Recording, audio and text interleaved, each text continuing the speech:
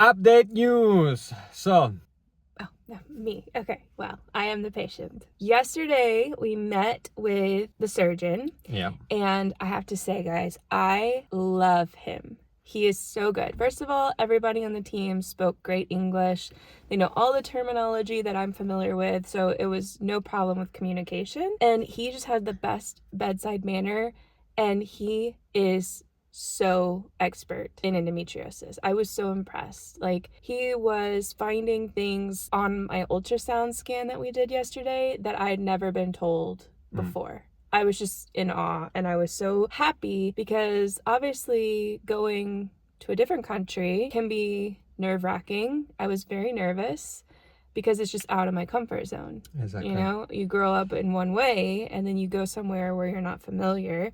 So having a great experience yesterday put me at ease. So what are we doing? Ragazzi, unfortunately, Jessi need to have surgery. Mercoledì, I don't remember the day. 12th, Jessi have the surgery. So we did a visit yesterday, and then no, he found in 2 seconds what Jessi need, but she in 2 seconds is found Jessi problem from a pain. Why she have so much pain? So you guys, I think I've told in the past that every cycle I get really bad pain by my tailbone to where I have trouble walking, trouble sitting, and nothing will take it down. I try like pain medicine, my TENS unit, stretching, yoga, walking, hot baths, all the things, and it will never go down at, like, totally. It'll go down to where I can like move a little bit, but at its worst I can't even walk. But he actually found that I have a nodule of endometriosis in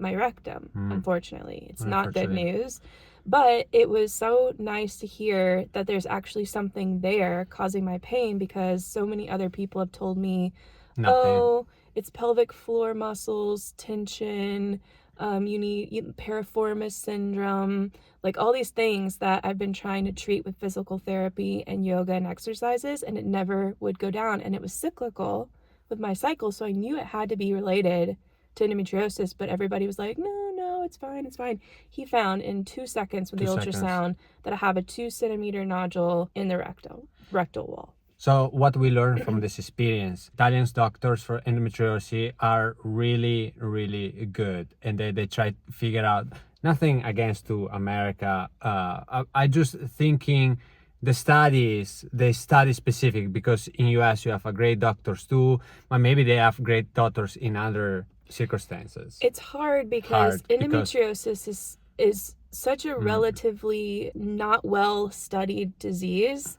and there's constantly new information, new studies, new research.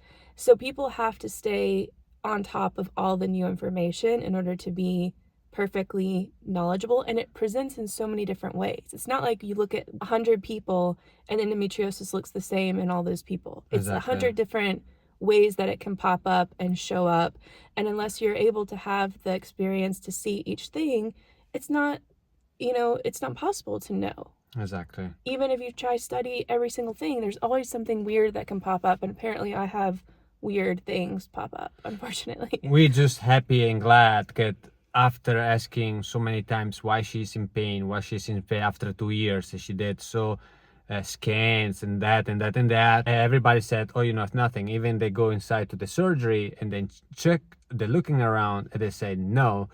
And then here with a normal test, non-invasive, they said, hey, this is your problem. But it's validating. It's validating. It validates how I've been feeling, and then I know it's not all in my head. There's literally a nodule there, and when he would push on it with the probe, it was the pain that I feel. Exactly. So he was like, oh yeah, it's right here. It's right here. But we cannot do this surgery because the recovery, it is long, really long, and we don't have the time. So we postpone this surgery, pain surgery. And right now we're just focusing in the IVF surgery. So right now, just have a cyst. We need to remove this cyst and then clean it up again, remove another tube. Yeah, so I won't have any fallopian tubes left because good old endometriosis damaged them both. So I had my right one removed in January, and he was looking at images and said we need to take the left one out too, because it can hinder our implantation Yeah. rate, basically. So we're going to have it removed. And even though that feels weird because it's literally taking away any chance that we could ever conceive naturally, he was assuring me that the size of the dilation of my tube, it's not functioning Yes, anyway. not functioning. He said when it's dilated, even if it is open, is a problem. And then he said, you guys try to do IVF anyway, so you go already in this direction, so you don't have to need the tube. Yeah. Actually, Better to make the chances I know of IVF. it is. You always hope even after IVF maybe can happen naturally, but it's not happening. Pretty much, he said it's not happening, and right now make your IVF like not More risky. More risky. So we need to just clean up everything, remove the cyst, and then from there we see how many days we need to stay calm, rest. And we're gonna try this IVF. We hope that then we're gonna try It's gonna this be IVF. so weird to see the experience of what it's like to be in the hospital in Italy.